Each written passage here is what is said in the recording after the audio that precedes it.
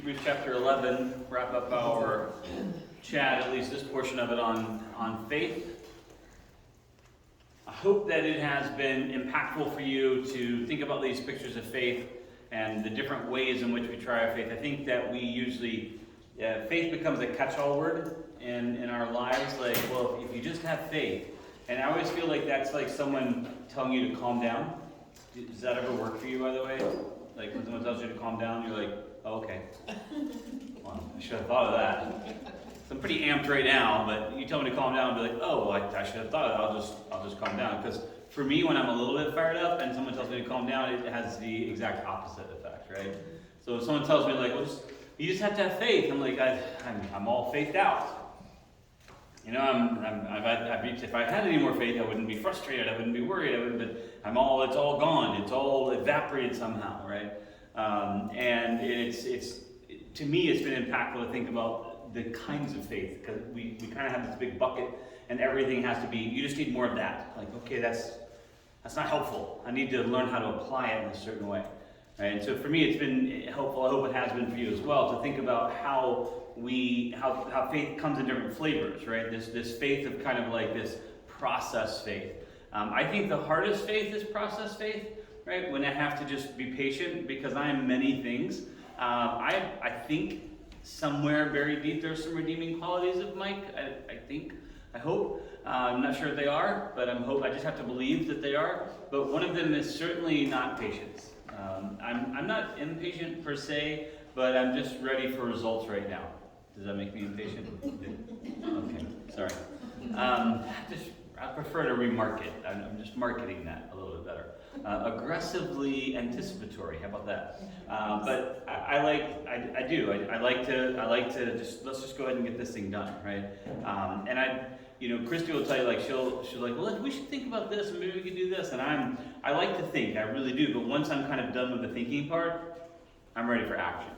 So she always laughs when I say I'm going to go look at a car. She's like, oh, okay, because I don't. If I come back and I don't have a new car, then I feel like I failed the mission. You know what I mean? Like that's not. Even when I go shopping with her and I'm not the one looking for something, I feel like just buy something. We can't go home without something. And she's 100% not that way. She will wait and find either it's the perfect thing or it's not, right? And it always needs to be the $300 dress that she found for $12.68. Like that's the fine. I'm like, just buy the dress, let's go. And so I recognize this about me. Processing faith is hard for me when I'm like, well, just wait and be patient and it'll all work out. I'm like, can I help it work out? Can I crank a lever here? Can I move a knob? Can I do something to make that happen faster? But it's good for me to think about how faith in time and faith in process and faith in situation, right? A lot of the things that we talked about here, but really what's been impacting me and what I hope will lead us into our next conversation over the next little bit is this idea of generational faith, of being people who are perpetuating a generational kind of faith, where we're working very hard to teach our kids not just to be an example of faith in their lives, right? But to teach them to have faith themselves. From 14 to 18, our programmatic idea with our kids is to try to pass the baton of faith onto them. And I don't mean like they didn't have any before that, and by 18 we're done with them. I don't mean it like that. The opposite. What I'm saying is trying to shift it from them riding the coattails of our faith, right, of our relationship with God, and getting into that stage where they are the ones motivating. So an example of that is Wednesday night. On Wednesday nights here at the church, they have a variety of activities. We always want our kids to be involved with them. And at some point, we're like, we're going, this is what you're doing. But at a certain point, we need to start handing it off for them to say, hey, can you take us? Hey, can we go to? Right? Is that making sense? Like, I want to have that kind of faith. Now, I have people tell me all the time, like, well, my kids just don't want to go to church. Well, I get what you're saying, and it is important that kids choose, but sometimes you have to help them choose. I mean, that's just how life is, right? I mean, that's not the only area of life when they do that. Because they'll come down with outfits that they chose, and you're like, no, I wouldn't even let you walk around our house in that outfit, much less go out in public with that. Come on, try a little harder. Every once in a while, my son comes down with the stripes and the plaid or something. I'm just like, no, that's from probably some YouTuber does that, but no, That's, unless you're getting paid millions of dollars, you need to wear normal clothes, right? Whatever. And I understand that because I say, well, you can't make your kids go to church. Yeah, you can. You certainly can, and you should, right? But at some point, you need to hand that off. So I'm trying to promote a healthy balance here, right? Because if you left them alone, they would eat ice cream for every meal, right? And you can't say like, well, you wouldn't let them do that with any other decision. And of all the decisions we let our kids make, the decision to have faith in their life is not one that you should take lightly, right? So we want to have an inheritable faith, right? That means we have to really believe it. We have to live it out. And part of it for us is, my wife and I, is to have transparency with our kids, to let them know we're in the middle of things. And I think that's what happens is we tend to think of our faith anecdotally, right? We look back like, oh, when your mom and I were going through a hard time 86 years ago, and boy, we just stuck with it, and things got better. And now your 13-year-old or your 15-year-old is going through processing heartbreak or processing some difficult emotion, and they're just like, well, I guess I just have that anecdote that's warming my heart. It doesn't really work. Right? But to share with them, like, hey, we're thinking about this, and here's what we're struggling with, and we're wondering about this decision, and we're wondering about this thing, we have a good friend of ours who is a teacher at a Christian, really, really great Christian school, and, she was every year, as is the case with, I think, with most all private schools and probably public schools too, you sign that contract, like, for the next year, right? You kind of get that contract and you sign it for the next year, and so every year there's kind of this arduous kind of prayer process where you're saying, okay, is this the year? Do I do this for one more year, or what does God want me to do? Kind of the thing. And then this year, out of year after year, she'd made that decision to keep going. This year, she decided that she had reached the end of that piece of her journey, and she needed to do something different. It's really difficult. So you take your kids through that. You say, hey, Dad has a contract coming up this year. I signed mine in July, or I have to sign it by July 1st, and so I'll get a contract. I guess I shouldn't be presumptuous. I hope that I'll be getting a contract. As a tenured professor, I'm hoping that's how that works. But anyway, there's a contract that comes, and I have to actually sign it. And I'm not exactly sure what they do if I don't sign it, because they're like, well, you don't have a choice, dude. But anyway, you sign the contract. But I to tell my kids, like, say, here's what we're doing right now. Right, this is what we're doing. We're starting a new business, so we're doing this. Like, okay, here's what this is going to be like. Here's how it's going to impact us. Here's why we're praying about that. Here's what God is leading in our heart. And try to get them involved, especially as the kids get older, involved in our decision-making process. Now, I don't mean that they have equal input. Don't misunderstand what I'm saying, okay? I'm not going to them for advice, but I'm inviting them inside of our faith circle while it's in progress. Is that connecting with you guys? Like let them in there. Now, you have to be very careful about this, right? Because sometimes it's alarming to say things like, well, if I don't get paid this month, we're living on the street next month, right? Like that's a little alarming for your kids to hear. They need that stability, okay? They need to know, to keep the illusion, the magic going a little bit longer, right? But I'm not asking you to share your burdens with them all the time. I'm just saying, let them see you struggle with faith. Let them see you struggle with doubt. Right? Let them see you struggle with emotions and struggle with pain and anguish and sorrow and all the many things that we go through. Instead of hiding that, right? We always joke about Disney, because Disney, if you've not been around Disney much, they have this really very, very, very clear plan about blocking you from seeing anything that's in progress or under construction or anything. And it's not meant to just hide it because it's not pretty. It's meant to maintain the magic. And they have the underground network so that you don't see characters. Like, characters just sort of appear, right? You don't see them walk off like smoking a cigarette and walk off like that. You don't Mickey have his head in his hand like, I know I can. You don't see that, right? Because they want that magic. And so they have handlers, and they pop out of nowhere. This magical door opens, and voila, hello. There's Mickey, and then they do the thing, and then he goes, oh, hi kids, and he walks away, right? And they do that thing, and it's meant to be like that, right? Sometimes as parents, that's what we do with our kids. We kind of keep all the construction and all the ugly stuff behind this sort of like facade. Coming soon, kids, a better life for you and me, right? It's okay when they're 7, just like it is at Disney. It's okay that Disney does that. But as an adult, I super want to see what's going on behind the scenes. I would pay money to go to Disney to be on the other side of the wall. I would just love I don't need to ride anything. Just let me walk through Space Mountain and be like, I can't believe people ride that. I love that thing, right? Like if you ever seen the lights on, totally different place with the lights on, right? It's really, really kind of sketchy. But I'd love to go on the construction site and see them making the new ride. You know what I'm saying? Like that's my jam. That's what I love to see is that part of it, right? And I think that's what happens when we're talking about that 14 to 18 window especially. It's how do I help them to see, invite them through the employees only door a little bit of your life, right? And invite them to be a part of what you're doing, what I'm seeing. Here's what I'm observing, right? One of the things that we do with our kids is we give them a purity ring. We kind of have this conversation with them when they're 13, their 13th birthday. We have this ring that we do. And we have this conversation where we sit down and just say, look, I kind of want you to understand that we're going to partner in this. I want to partner with you in this idea of relationships, right? I want to be an ally, and I need you to understand something very important, and it's something you have to keep reiterating year after year, is like my commitment isn't to keep you from finding for my daughters, for them to keep, I'm not trying to keep boys away, all right? I want to, so misunderstand me. I'm just saying that's not really what I'm trying to do. I'm trying to help you think about them clearly, because I was one of those, and in many ways still am one of those, and so I see what they see and think what they think and know what they know.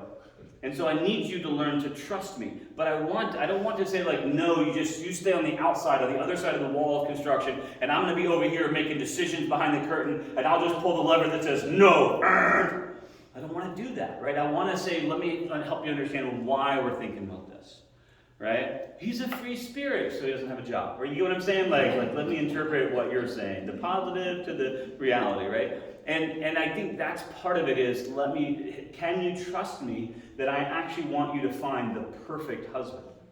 That's my goal. My goal isn't for you to not find the right person, it's to help you figure out, but I can't find them for, I guess I could.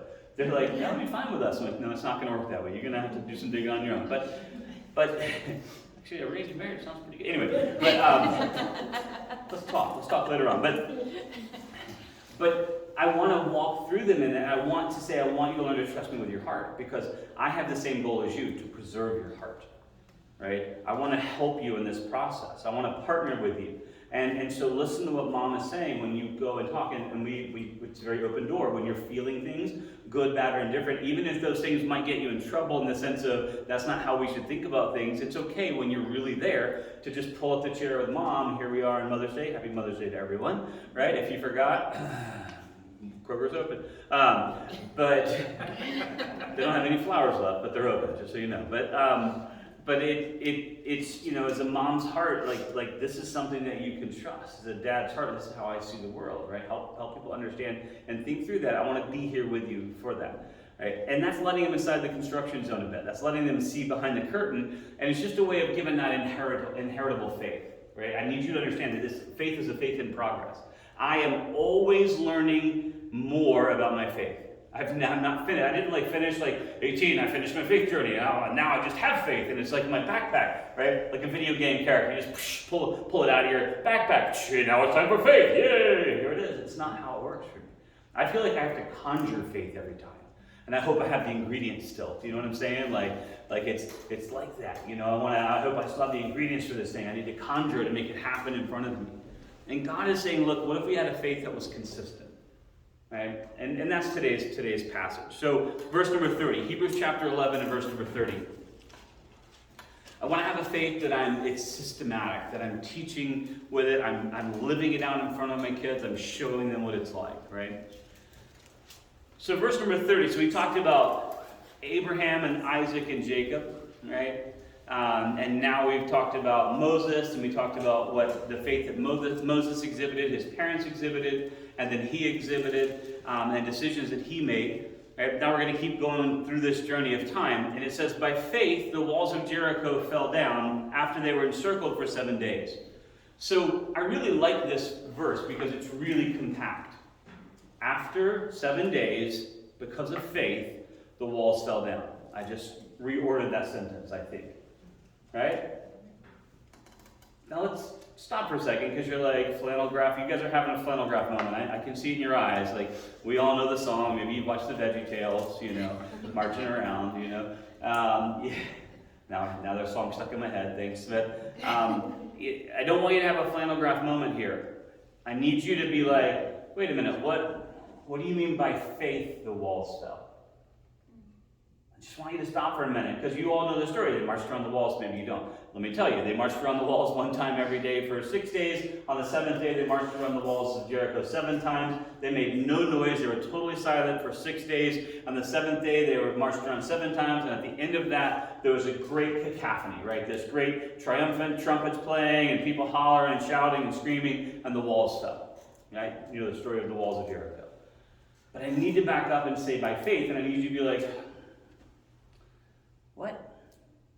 Like, was it like slow seismic disturbances over time? They eroded the foundations, and the sonic resonance, a harmony thing, vibrated the walls and caused destruction?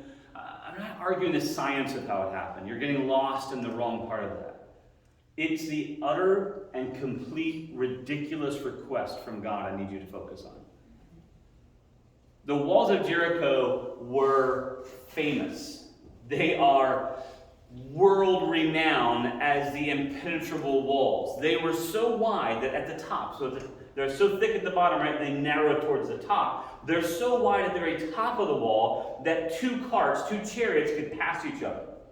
Okay? So it's a 2-lane road at the top of the wall, and it sort of angles out from there. So I need you to think about how big they are, right? The walls of Jericho, how big were they? There were rooms and houses inside the walls, right? You might remember Rahab. That's going to be featured here in a second. Rahab has a house of ill repute in the wall of Jericho. Not near, but in the wall of Jericho, right? Like I need you to wrap your mind on how big these are. So famously large.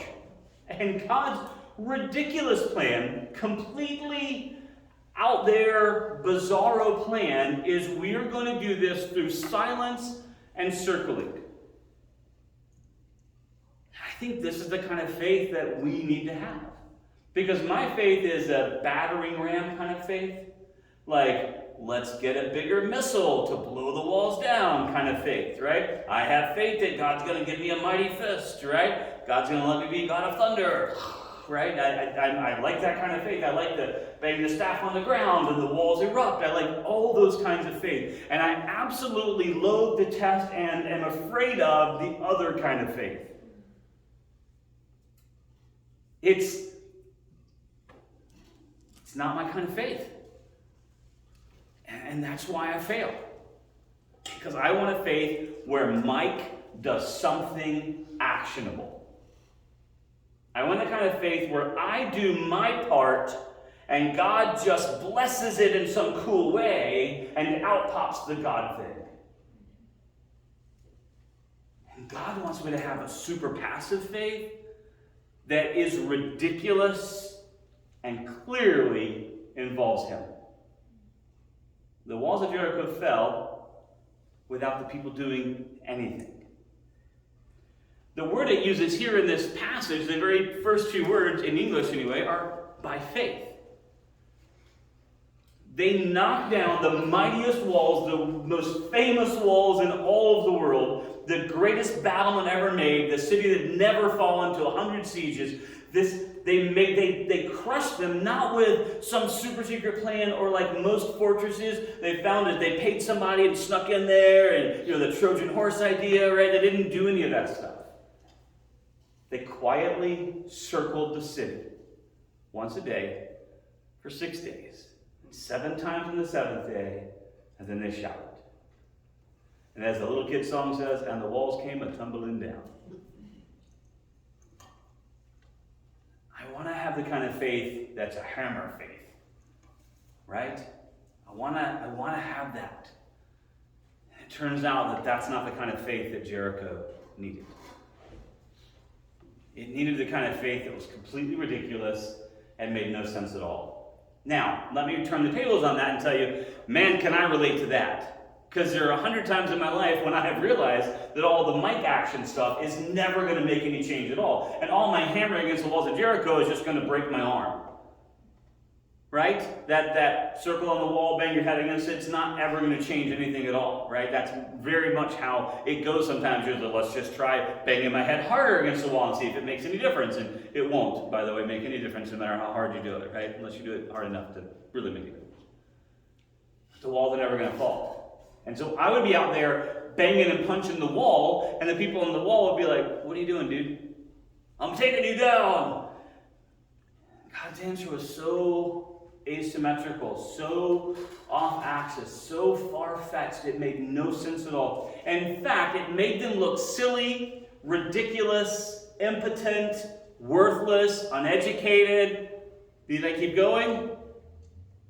Are you willing to appear to the world as foolishness so that you can see the things of God? Because the Bible says that the things of God appear as foolishness to the world. And so the world will look at you and say, how are you so ridiculous? How can you possibly believe that? Are you willing to march in silence? I shared with you before, I'm not a big trash talking fan. Like, I just don't, for me, that's just it's just very immature, and it's like, I just rather, can we just play? Can we just play? And if you're better, I'll be like, good job. And if I'm better, you should be like, good job, and we just move on. I'm much more about action. Like, I just want to win the game, and then you can say whatever, like, I can just look at you and be like, what? You know, like, that's more my thing. It just seems silly to me. I gotta be honest with you, man, there's some heckling. Even the VeggieTales have the guys on the wall heckling the guys walking around. Like, what are they doing, right?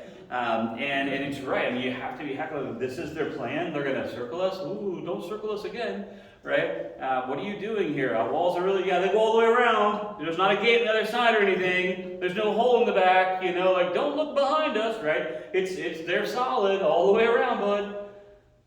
I got to be honest, man.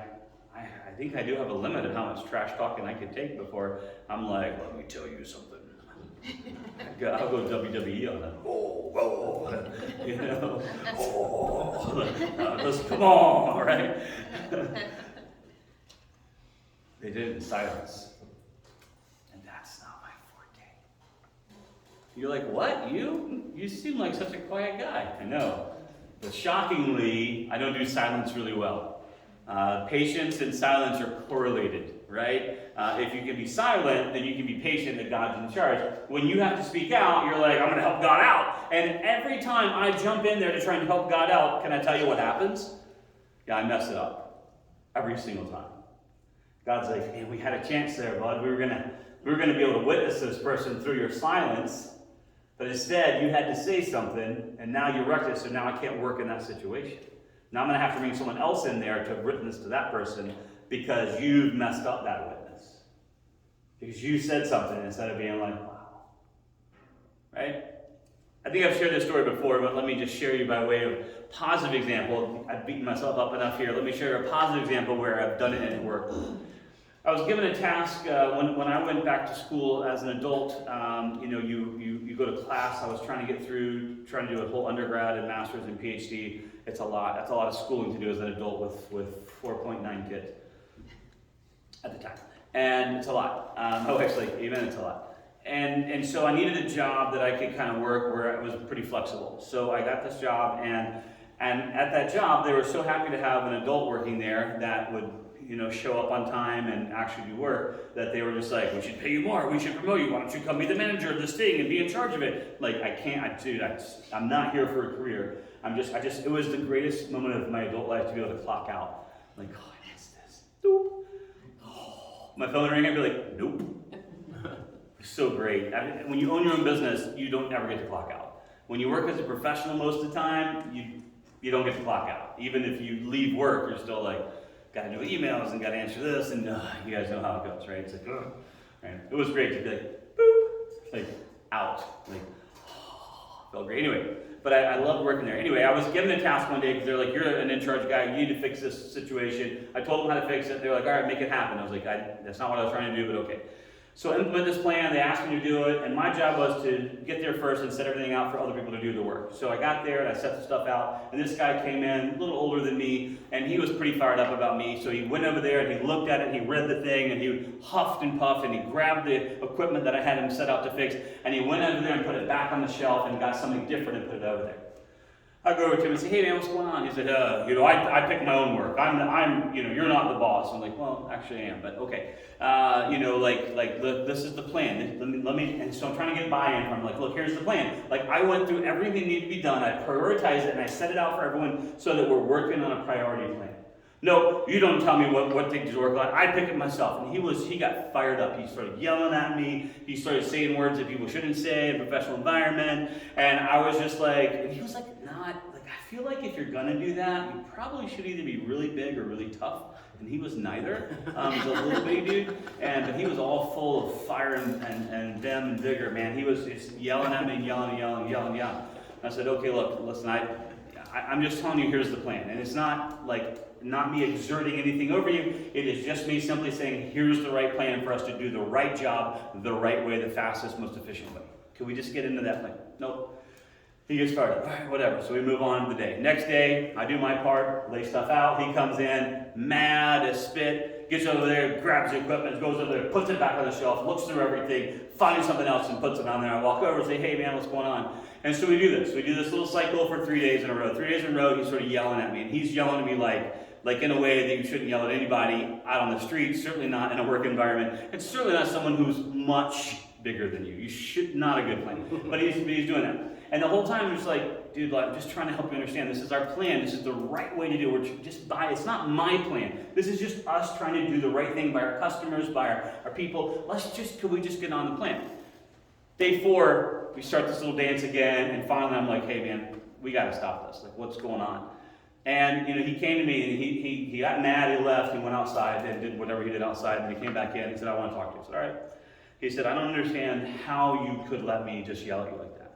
He said, I've never seen anyone that was a Christian who lived it out like that. Because if someone was yelling at me the way I was yelling at you, I would have lost it. He said, I owe you an apology, and you have exhibited a Christian faith that I've never seen anyone work out before. And it was really cool because he was reading the things that were coming out of my mouth and not reading the things that were going on inside the head. Sometimes faith is a shield from the inside. Right? Not a shield from the outside only, keeping outside stuff, but it's a shield on the inside, keeping inside stuff from going out. Because I was certainly frustrated. And I was really just trying to go do the right thing. But in that situation, praise be unto God, right? This is my Jericho moment, because I was ready to march and shout and do all kinds of things there, that he saw in there a Christian faith that called him out. And it turns out he was dealing with some really rough stuff in his life. He was having infidelity in his marriage, and it all came out, and he's doing confessional with me, and I'm like, not a Catholic priest, but we were walking through this whole road. We pray together. He gets his heart renewed with the Lord. He gets his wife back together. They come in, they come, and she gives me a big giant hug and a kiss on the cheek. I'm like, okay, that's enough. But she's so excited. It was amazing, cool things came out of this, not because I was super amazing dude, but because in that moment, God had that shield working on the inside to keep the inside stuff inside and help me still channel Christ in that situation, even though it was so irritatingly frustrating, I was about to explode. But God was up to something that I easily could have messed up. I could have marched around the city of Jericho 5.8 times silently and blew it on day 6 and never gotten to day 7. I don't know what the rules are. But my presumption is if someone had been like, you guys should shut up there, then they'd be like, start over again next week. Right? Don't be that one guy, man. Come on. Like, all right? What's it like to lead a bunch of children around the city of Jericho? If I had done it, right? If I had said the things that we're thinking, if I had reacted to him the way he warranted, the way he begged me to react, and no one would have blamed me. In fact, other people were like, he know you could break him in half? Like, what's he doing? Why is he poking the bear like that? I'm like, he's in his zone. Just let him be. He'll sort it out. I don't know what's going on. But other people began to notice him treating me like this, and it became a secondary witness to them.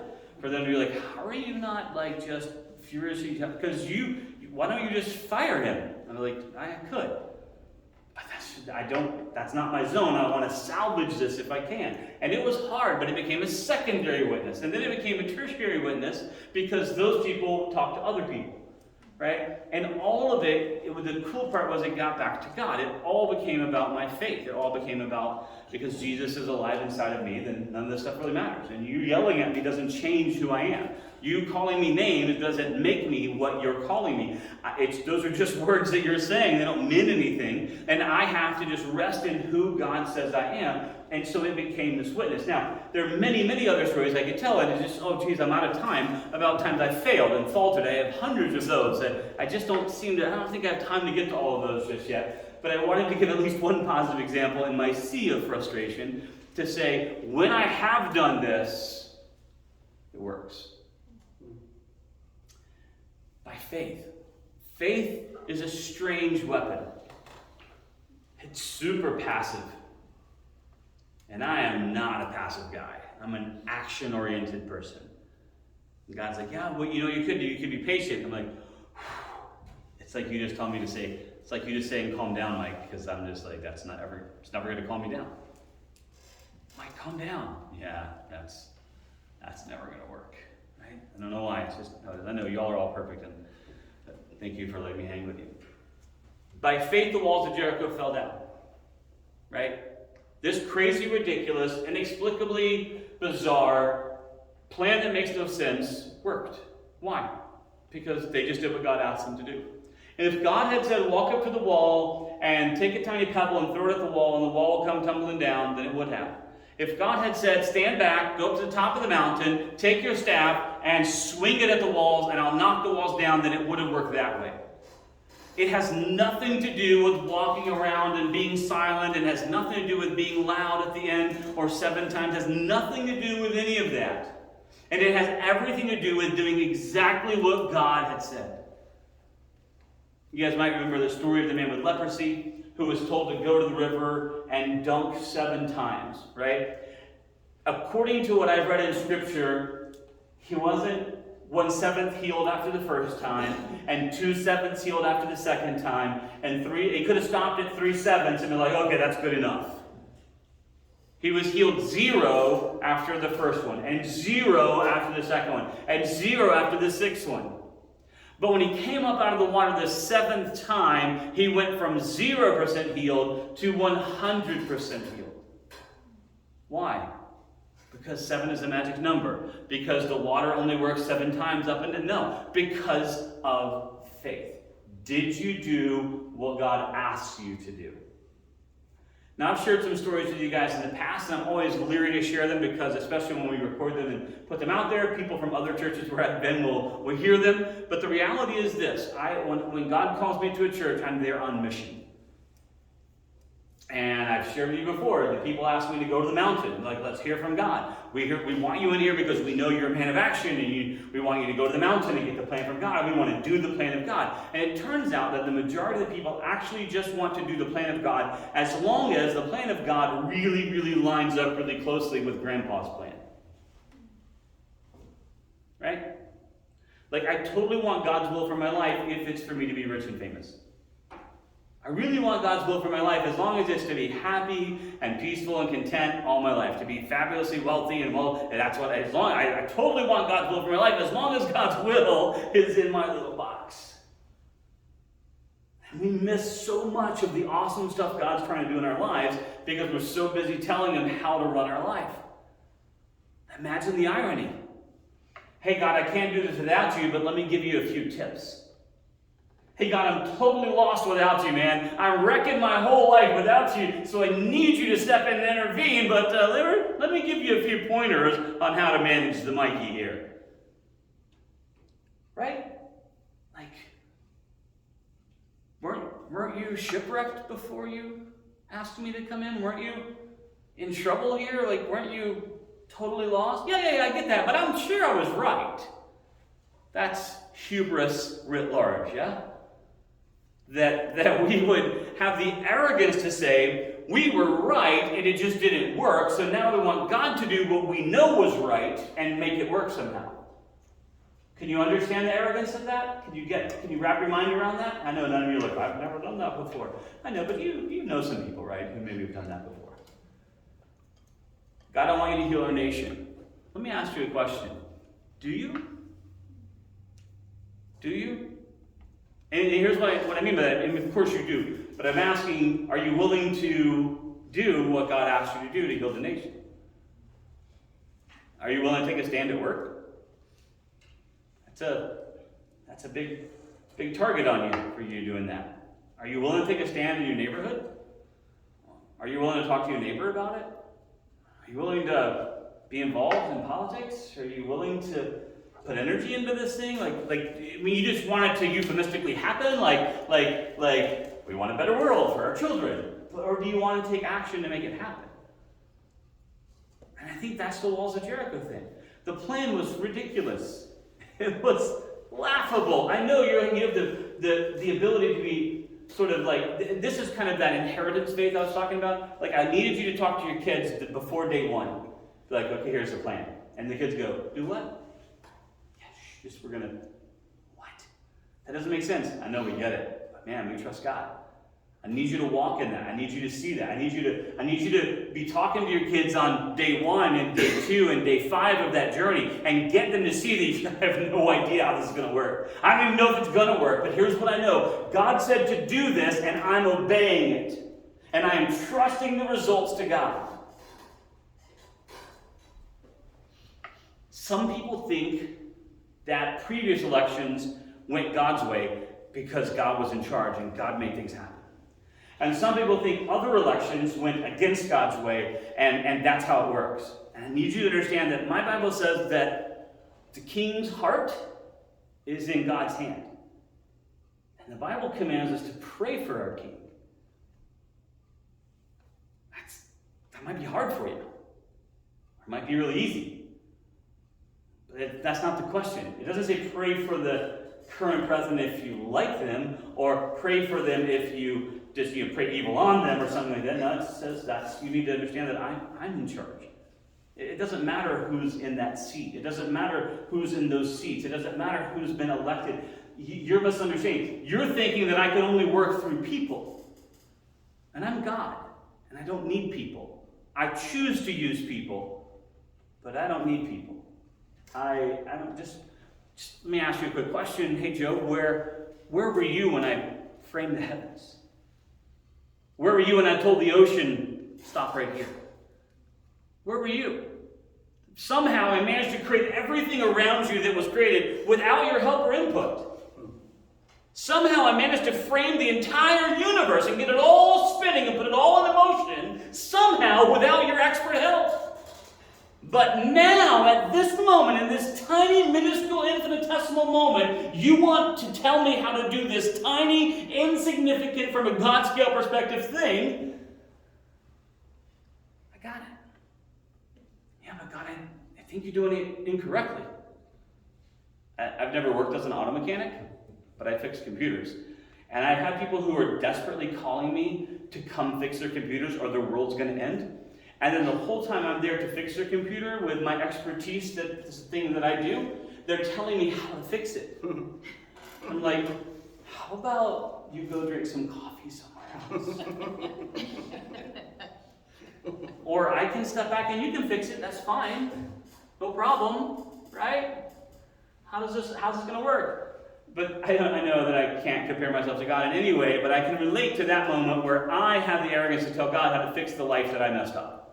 Hey, I know I made this shipwreck thing, but let me tell you some advice, man. That tide's a real thing. You got to kind of watch out for that thing. He's like, yeah, I made the tide, I know. I made ships, I made buoyancy, I made the laws of physics. I kind of got how it works. I'm good. God is unbelievably patient with me. By faith. Can we have faith in the middle? Can we trust the crazy and ridiculous and be like, okay, God, are you willing to tell your coworkers, to tell your family, to tell your mom and dad? Are you willing to tell them, like, yeah, I know it sounds crazy, but here's what we're doing? Right? I had a successful career. I had a potential to make money. We had a house and kids, and I was way past school age. And God was like, what if I was like, are you sure? I was like, yeah, I'm pretty sure. And then everything that happened in that journey of us reinventing our life and changing direction and all of that, every step of that pathway journey, every single step, we told our kids about it, we prayed about it, we told our parents about it. Her parents thought we were crazy, my parents thought we were crazy, because we are crazy. That's why they thought. They weren't dumb, they were smart. You are crazy. It was a crazy thing to do, to go back to school as an adult, to try and do something. In the ambition at the end of it was to make way less money than I was making. Like, even at the end of all that journey, it's like, and then get the lowest possible paying job with those credentials. How does that make sense? I don't know. But every moment of every day along the way, God was just like, hey, I'm just going to remind you that I'm here. I was telling my very first master's class, I was in class, I got there early, which is weird, college students don't ever arrive early, and I was there early, so the class was empty, I'm there by myself. In fact, the professor wasn't there, and I was just like,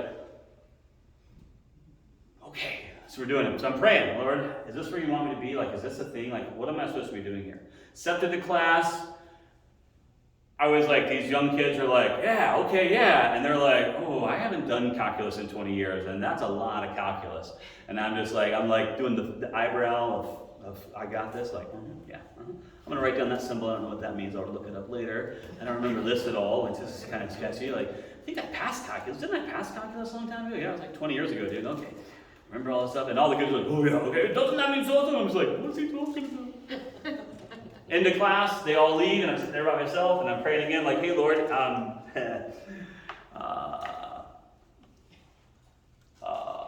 know what I'm saying? Like, I don't know if you ever pray that way, or you're like, is this what you want me to do? First class, University of Tennessee, sitting in the classroom, everyone leaves, including the professor. I'm there by myself, and I'm just praying. Lord, this is going to be all you. Am I in the right place? Did I do the right thing? Am I nuts? Guy comes back into class. Hey, do you know anything about Jesus? What? We were not talking about Jesus for the last hour and a half. I don't know what we were talking about, but I'm pretty sure it was satanic rituals, but it was not Jesus. He says, I left this class this morning to kill myself. I left this class. I realized this is too hard for me. I'm going to fail at it, and I'm going to go back to my dorm room. I already had a plan, and I'm going to kill myself. And I got X distance down the hallway, and a voice said, go back and talk to that guy. And I assumed it was God. And he came back in the classroom. He said to me, do you know anything about Jesus? And I was like, yes. He says, can I talk to you? I was like, sure. And we sat down there for an hour and a half, crying like a baby, pouring out his whole life of what's going on, get a chance to lead him to the Lord, get a chance to see his life radically change in a moment. I'm trying to help you understand something important. I was lost in that moment. I was doubting. I was everything wrong in my life. I was just like, what am I doing? It's like my wife, this is my precious wife and my kids, they're counting on me. And I have just totally wandered off the reservation. I am a million miles from where I'm supposed to be. And then God is saying, do you understand that when I framed the universe back there, I arranged this appointment right here. This has been in your book from day one. Before you ever were created, I had this moment ready. And all I need you to do was to march in silence around the walls of Jericho. That's all I needed. I just needed you to march and trust me. I just needed you to believe that the ridiculous, improbable, impossible is where I live. It's why I do what I do. It's why I get to sit on the throne and you're there. Because I'm God and you're not. But I am your strong ally. I am your father. I'm going to lead you and guide you if you'll just have faith. Faith isn't, I believe I can do this by God's power. Faith is, I believe God can do this in spite of me. I believe God can do this in spite of all the logic in the universe. I won't presume to believe that that guy would have committed suicide that day if I hadn't been there. Because I believe that God would have just brought another person, I pray, along the way to interface with him. But I would have missed that opportunity. To see God do something amazing. That's one of the most tangible moments I can ever relate to. How God was, someone was at the precipice. The very end, the last straw, the third time down drowning. God intervened in a ridiculous and amazing way. I want to have faith even when it doesn't make sense. I want to have faith even when what God asks me is completely ridiculous. I want to have faith when I don't even have faith left. Can I say that? When I'm out of faith, when I'm done, the tank is empty.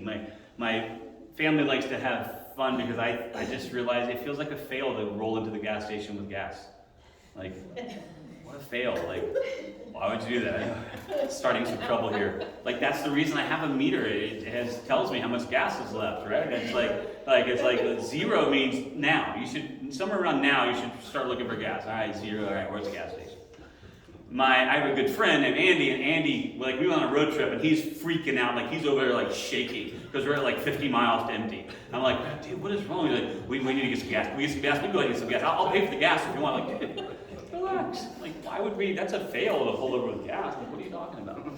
I know some of you are like, it's not a fail. It's smart planning. It's 100%. You should always refill at the quarter tank. I get it. You're right. I'm wrong, but I'm still who I am. It's who I am. Running right to that ragged edge, right? Just pushing it to the limit.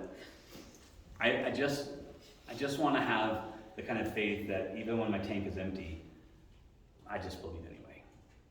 All right, God, you got to fill in the gap here. I'm going to take the leap anyway, even when I'm at the end of me. And God says, man, do you understand that the end of you is where I do my best work?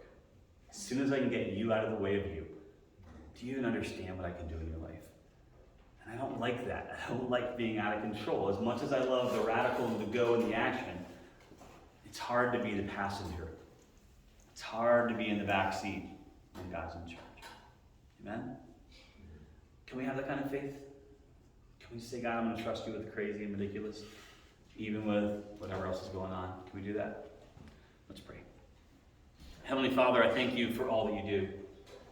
Lord, you are so amazing. God, I told one story out of one piece of my journey, and I could tell a story every week like that, where you were so clear that I was on your pathway, even when I doubted it, even when I feared that I was wrong, even when I was overwhelmed with the feeling that I had led my family astray. A man of faith who loves his wife and loves his kid had led them off into the wilderness, God, and then we get there and there's an oasis waiting for us. God, you're so amazing. When we trust in you, we believe in you. When we just say, God, I'm going to do exactly what you say, even if it makes no sense at all. It's so incredible how you show up. God, teach us to have the kind of faith that is at the end of our own faith. Our faith in ourselves, our faith in this world, our faith in what we can see and know. Where the end of that faith happens is where your faith really begins. God, I don't want my faith. I want yours. I want the kind of faith that looks at me and sees possibility. I want to have the kind of faith that looks at me, someone like me, and says, that's redeemable. There is hope in that situation, that believes in someone like me. That's a faith I cannot comprehend. Yet you have it. I want to have your faith, God, to see your plans your way, to walk your pathway according to your steps, to just believe that you are at the end of all my pathways. You are where my journey leads. You are going to be there to show up every milestone, every marker to remind me I'm on the right path. No matter how radical, no matter how bizarre, no matter how just incredibly unbelievable it is, I want to follow you faithfully. But I need your faith, God. I'm going to need you to live this life through me because I can't do it on my own. I love you so much, God. I thank you for all you do. Please lead us and guide us and direct us. In Jesus' name we pray. Amen. So let's head to small groups. So ladies will go